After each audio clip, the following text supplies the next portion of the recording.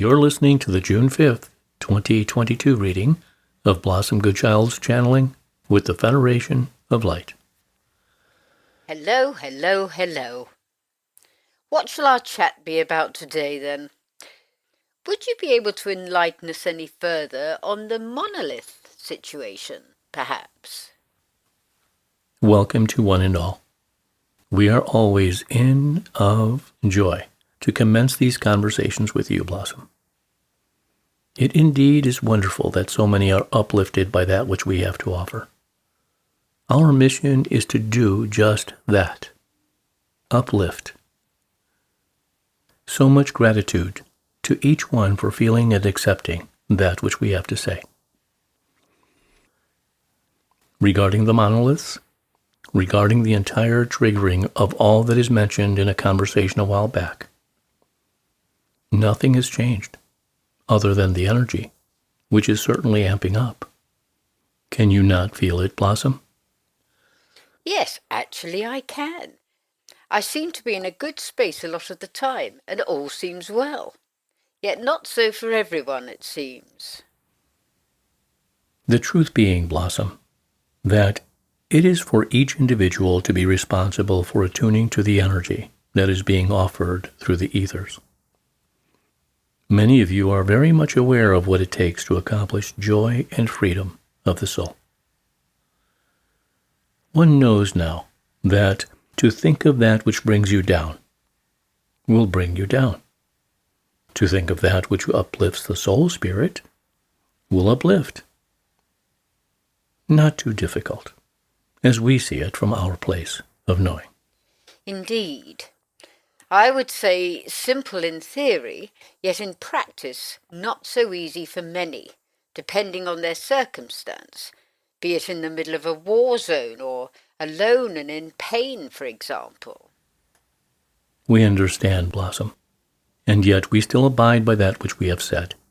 Each individual has chosen certain aspects of their journey to comply with their needs for growth. During trials, the soul can choose how to adapt the thoughts to serve or not to serve. To wallow does not serve an individual or indeed the whole. Where would you say karma comes into one situation? Karma. Now there is a topic. Hooray! Where to begin? Many souls are under the assumption that what befalls them, what may happen to them, that is not such a delight, is due to something they have done in the past, be it in their current life or one of the past, and that it is law that they must suffer for it. We would not express it this way at all. For example, if one had perhaps performed a grand misdeed to another soul in a past life, upon leaving that physicality, the soul understands what pain or upset they had caused to another, and is deeply remorseful. Depending on the stage of the soul's growth, this may not happen straight away, for one does not simply take a last breath on earth and arrive elsewhere, and all is forgiven and forgotten, so to speak. Indeed, the energy of elsewhere is far higher and peaceful than on earth. Yet the soul's journey remains with them. They are able to assess their life's goings-on, and much assistance is offered to reach understanding. So it would be a soul's choice to return and perhaps experience the same scenario that they had brought onto another, in order for forgiveness to themselves, not for forgiveness from another they had affected. Is it correct that when one passes through the veil, when they're ready, they're able to not only view, yet feel every good, bad, and ugly moment they have experienced? And if they'd hurt another emotionally, physically, or whatever, they then themselves experience that pain? This is correct. Yet, do you understand that elsewhere is of a completely different vibration than that of Earth? So accepting one's doings comes from a different place within the self. Some take longer than others to come around to the misfortunes they have laid upon another, and much soul-searching must take place. Others are immediately ready to rectify the situation and correct their wrongdoings, and this is what you might call karma. One that has been hurt by another may be full of forgiveness to the perpetrator. Yet, for the one who did wrong, that is not often enough for their soul's correction. So, in order to fully wipe their slate clean, they may choose to return to earth to experience that which they did to another, and also make amends on many other levels to assist others, so that their purpose for that chosen lifetime can put them in credit, so to speak. When you say elsewhere, where is that? I'm reading a beautiful book by my dear friend Susie Ward and her conversations with her departed son Matthew. He calls elsewhere nirvana. Yet, where would you say is its placement? Blossom, how are we to explain this? Well, if you don't know, I certainly don't. Where is Earth? Where is space? Where is anything? I feel the answer to be nowhere. 10 out of 10, Blossom. Now, how to continue from there? One is able to dream, and it feels so real. One is able to journey within a meditation, and it feels so real. It is the feeling. That is where everything is.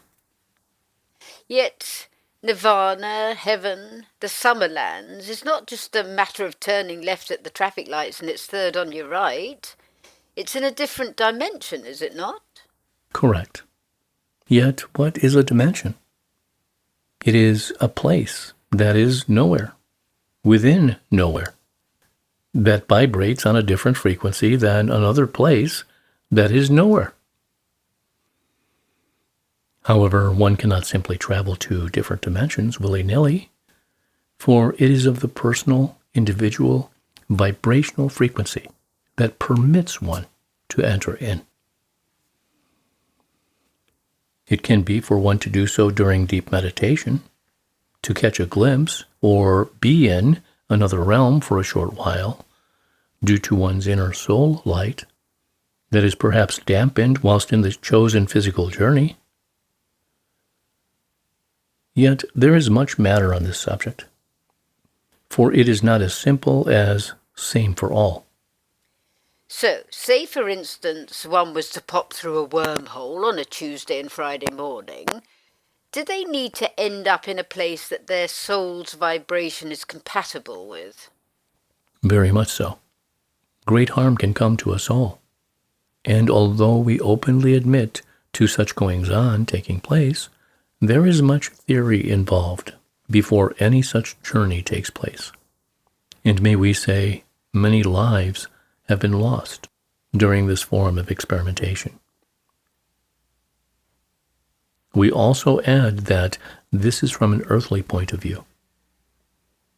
Many other planets, those who reside on ships, etc., have mastered this technique. Yet, we stress again, we use the term mastered, as mastery of such is necessary to be able to endure such travel.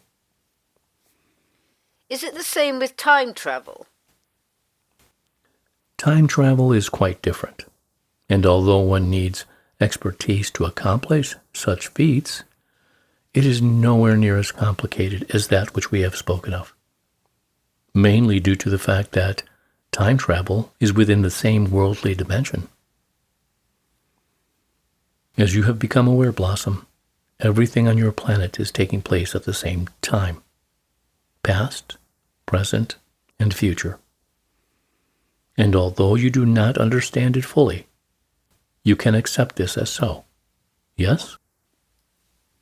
Yes. Therefore, to jump into the past or future, or indeed a parallel life, is kindergarten compared to traveling into other dimensions. Yet isn't a parallel life in another dimension? I know if I was suddenly to leave this body and be enlightened for a few minutes, I would understand all this in a flash, literally. Yet for you to try and explain is going to blow my brains out. Perhaps. You see, Blossom, there are many frequencies within a frequency. In the same way, there are many dimensions within a dimension. In the same way, there are many dimensional frequencies within an entire dimension. So how exactly would you describe a dimension? Go for gold. We shall do our best. A dimension is a place that is nowhere, because nothing is real. Not helpful, chaps. Try again. A dimension is a vibrational frequency that is in alignment with itself. And again. Wait, so if it's not a place, it's a nothing, nowhere space, how do we as a soul, be it in the physical body or not, live in it?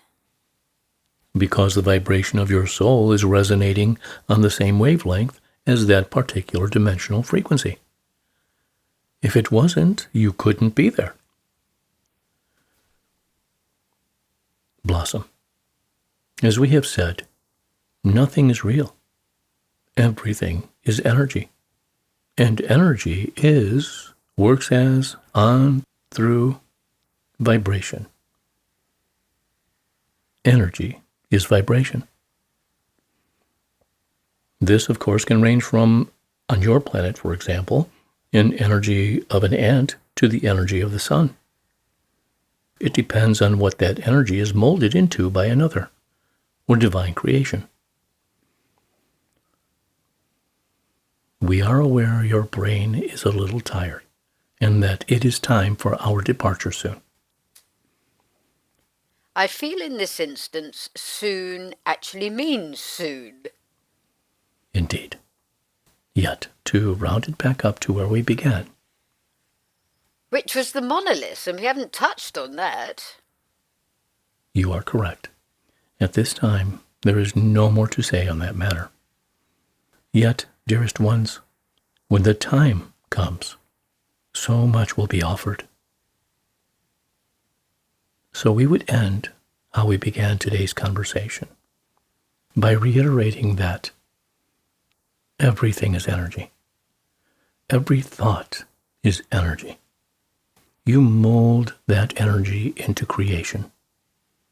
Your choice as to your thought and your creation into your reality.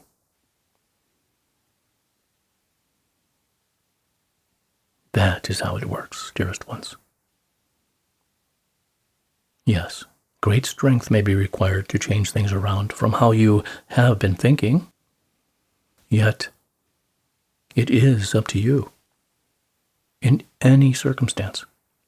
I understand that, yet I'm fully aware there could be much argument about that, depending on who and where you are, how old, and what you're having to endure. Yet let's leave it there for now. We were going to, Blossom. We have enjoyed this conversation immensely, and as we remove our energy from yours, we do so injecting these words with love and understanding. I wouldn't be using that word injecting if I was you. Just saying. That would depend on what energy you choose to endorse upon it. Many thanks as always, my friends. In gratitude, in loving service, I am.